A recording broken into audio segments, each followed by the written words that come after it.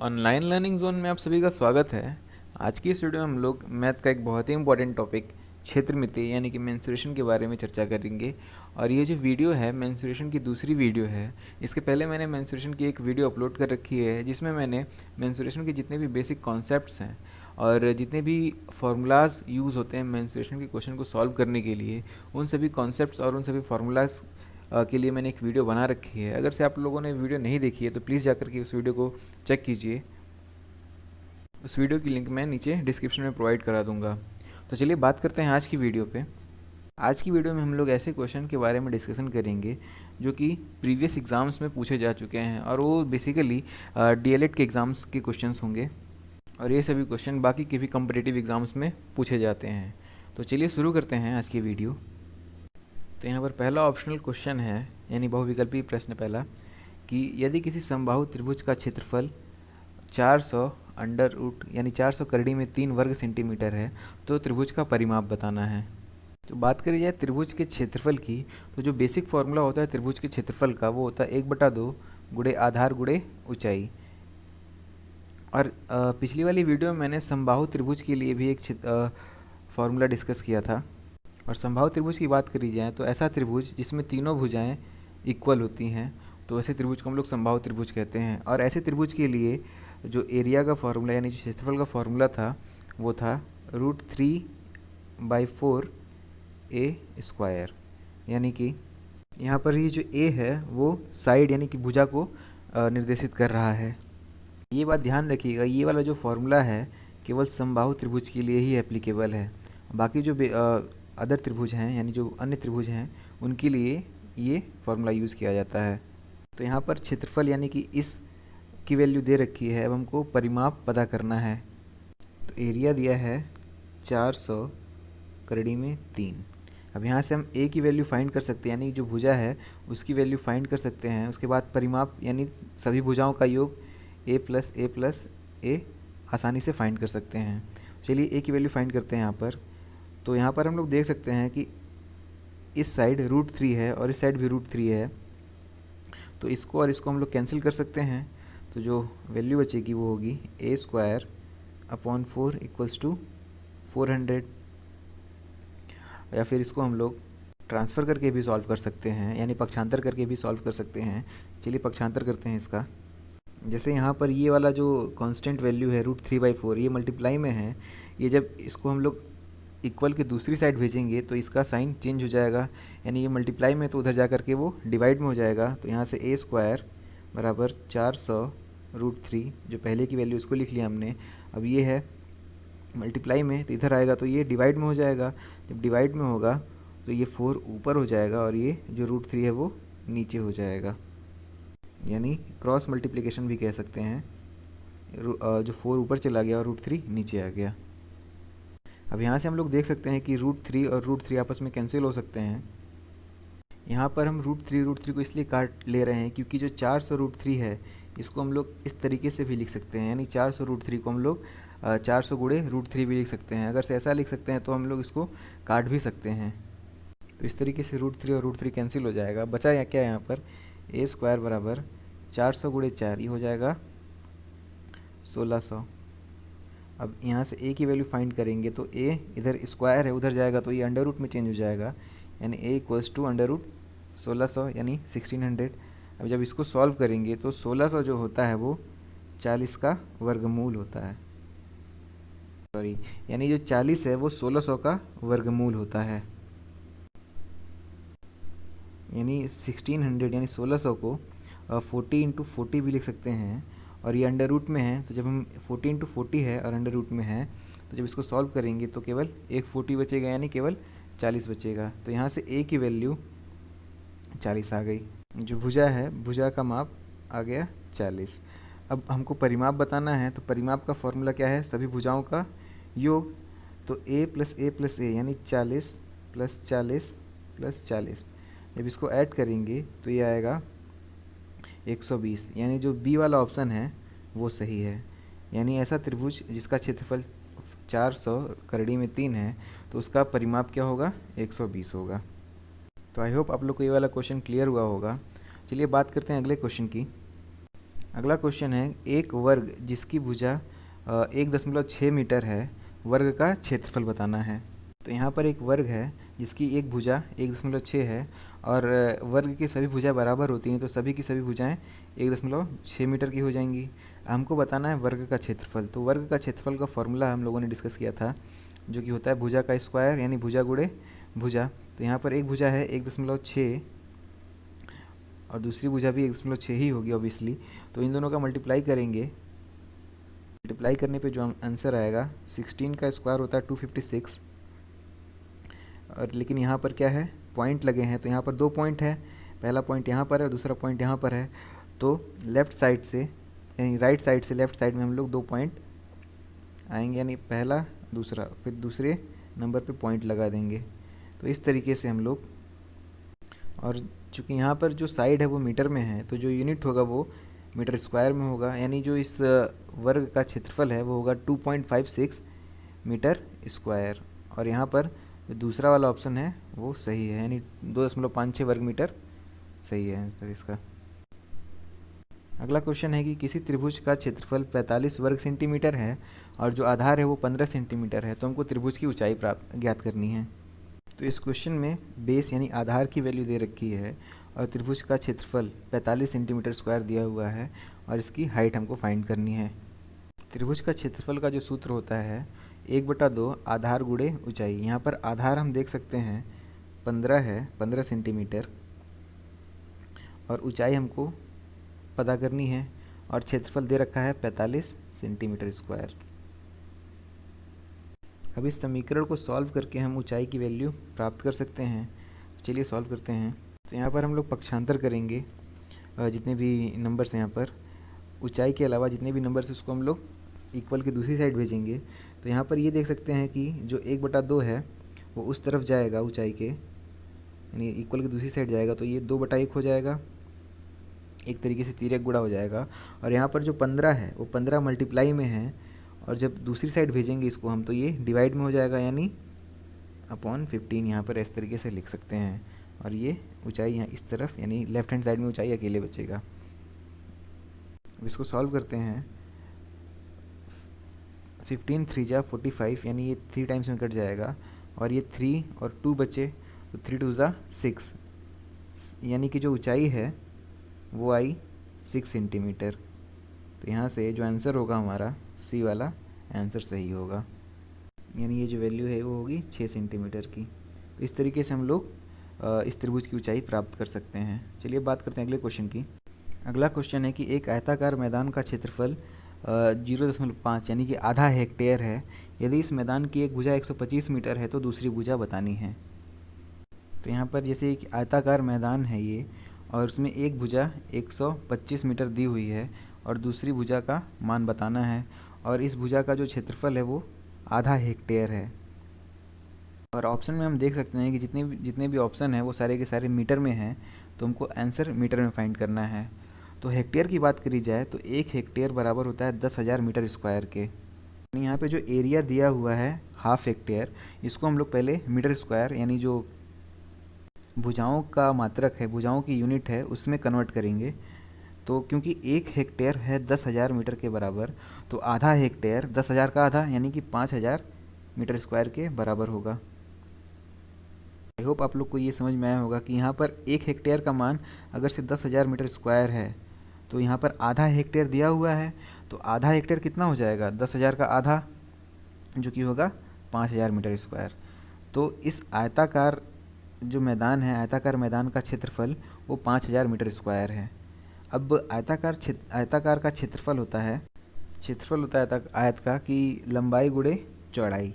तो यहाँ से क्षेत्रफल हमारे पास है 5,000 मीटर स्क्वायर बराबर लंबाई दी हुई है 125 मीटर, और जो चौड़ाई है, चौड़ाई को हम लोग सपोज कर लेते हैं x, यानी इस x यानी कि चौड़ाई की वैल्यू हमको फाइंड करनी है। तो यहाँ से हम लोग ट्रांसफ़र करके वैल्यू को फाइंड कर सकते हैं, क्योंकि यहाँ पर जो 125 है वो मल्टीप्लाई में है, इस साइड आएगा तो वो डिवाइड में हो जाएगा। तो यहाँ पे x की वैल्यू 5,000 अपॉन 125 हो जाएगी। जब हम इसको सॉल्व करेंगे तो 125 से भाग देंगे 5,000 को, तो 125 टुकड़ा 4 बार करेंगे तो 500 आएगा और ये 0 बचा, यानी कि भाग देने पर 5000 को 125 से भाग देने पर जो वैल्यू आएगी वो होगी 40, यानी कि जो x की वैल्यू है वो होगी 40 मीटर। जो दूसरी भुजा है उसका मान आएगा 40 मीटर और यहाँ पर जो आंसर है वो सी वाला सही होगा। तो इस तरीके से हम लोग दूसरी भुजा को निकाल सकते हैं। चलिए बात करते हैं दूसरे क्वेश्चन की। जो अगला क्वेश्चन है वो है कि 1 घन मीटर यानी 1 मीटर क्यूब बराबर है 1000 सेंटीमीटर क्यूब के, 10 लीटर के सॉरी, या फिर 100 लीटर के, या फिर 1000 लीटर के। तो यहाँ से जो सही आंसर है 1000, 1 घन मीटर यानी 1 मीटर क्यूब वो होता है 1000 लीटर के बराबर। तो जो डी वाला ऑप्शन है वो सही।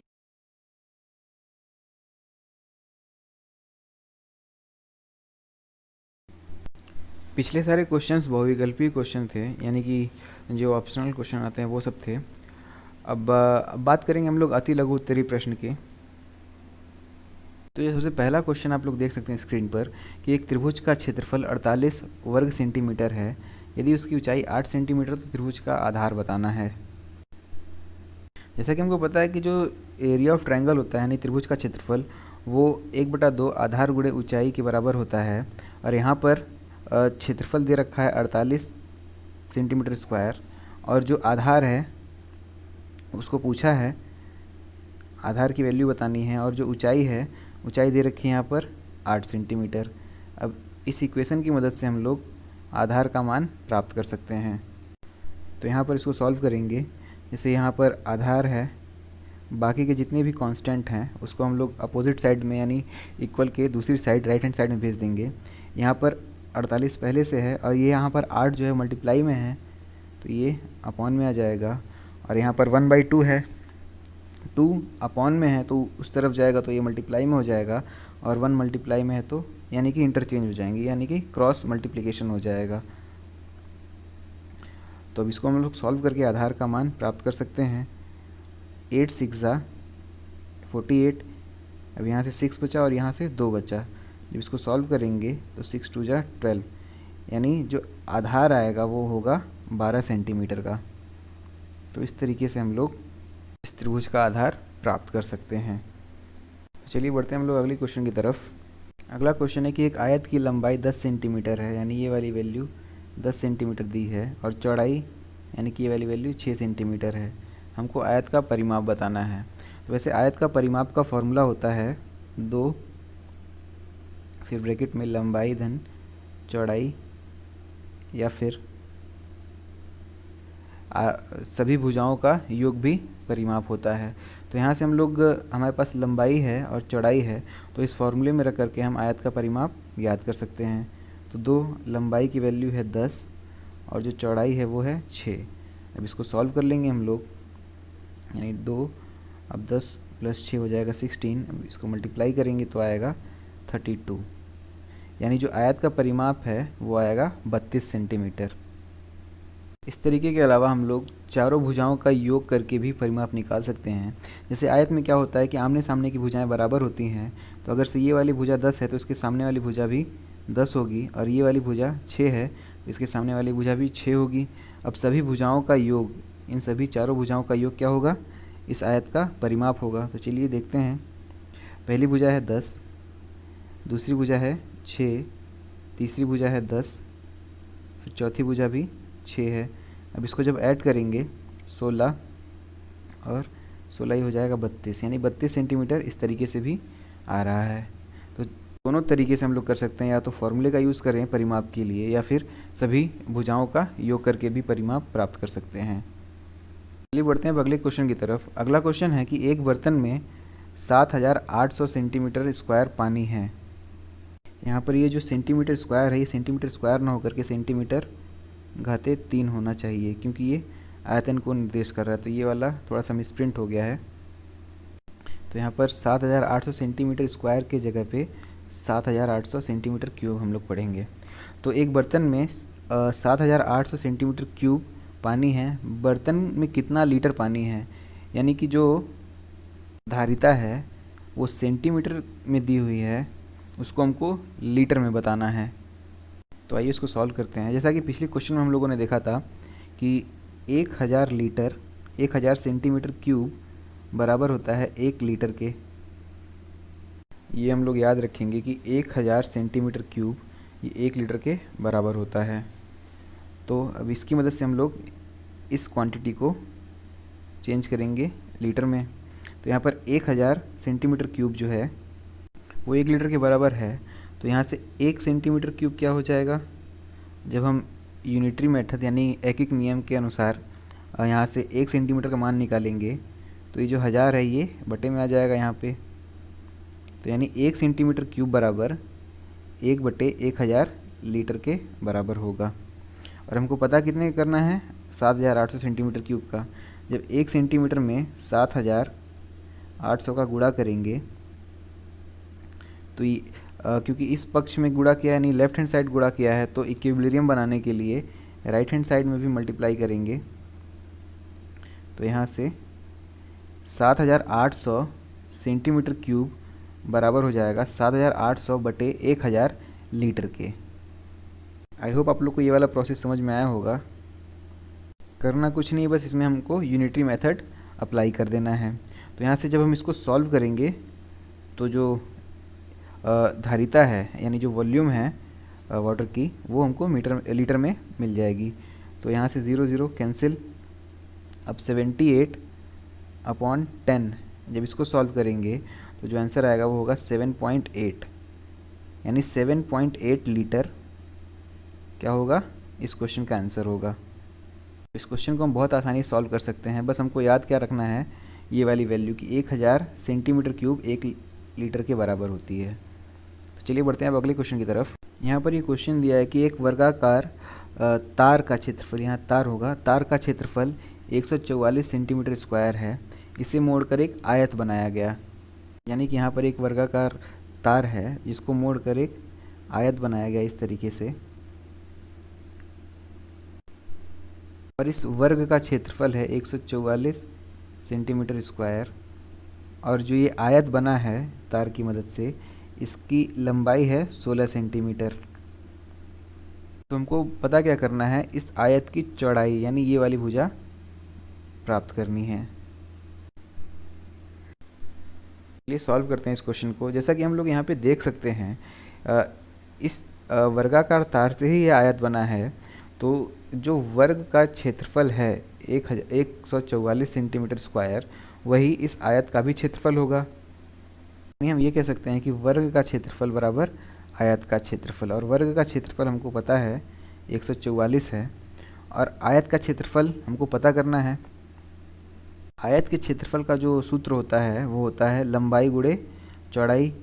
तो यहाँ से लंबाई गुणे चौड़ाई लिख लेते हैं। और हमको पता है लंबाई दी हुई है 16 सेंटीमीटर, और चौड़ाई हमने x मान रखा है जिसको हमको फाइंड करना है। क्योंकि दोनों का एरिया, दोनों का क्षेत्रफल बराबर है, तो यहाँ पर हम 144 लिख सकते हैं। यानी 16 गुणे x बराबर 144 हो सकता है। यहाँ से x की वैल्यू यानी कि जो चौड़ाई है आयत का, उसको हम लोग फाइंड करते हैं। चलिए x बराबर यहाँ पर 144 है। अब जब हम इसको इधर ट्रांसफ़र करेंगे, क्योंकि यहाँ ये मल्टीप्लाई में है यानी गुणे में है, तो इस तरफ जाएगा तो ये पक्षांतर होकर के बट्टे में यानी भाग में हो जाएगा। तो यहाँ से इसको सॉल्व करने पे 16 9 जा 144 यानी 16 9 144 होता है। तो यहाँ से x की वैल्यू आ गई 9, यानी जो आयत का चौड़ाई होगा वो होगा 9 सेंटीमीटर। तो इस तरीके से हम लोग आयत की चौड़ाई प्राप्त कर सकते हैं। आई होप आप लोग को ये वाला क्वेश्चन समझ में आया होगा। चलिए बात करते हैं अगले क्वेश्चन की। अगला क्वेश्चन है कि एक वर्गाकार खेत की भुजा 3x + 17 मीटर है, और हमको खेत का क्षेत्रफल ज्ञात करना है, जबकि x की वैल्यू -3 दी हुई है। यानी कि एक वर्गाकार खेत है जिसमें जो भुजा है खेत का वो है 3x + 17, और क्योंकि ये वर्गाकार है तो सभी भुजाएं बराबर होंगी, सभी भुजाएं 3x + 17 होंगी। अब हमको इस खेत का क्षेत्रफल ज्ञात करना है, और यहाँ पे x की वैल्यू -3 दे रखी है। तो हमको पता है जो वर्गाकार का क्षेत्रफल का सूत्र होता है भुजा गुणे भुजा यानी कि भुजा का स्क्वायर।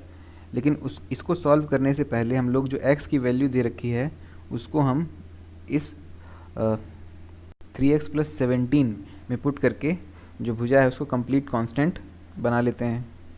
तो यहाँ पर आप देख सकते हैं मैंने जो x की वैल्यू है -3 पुट कर दी है।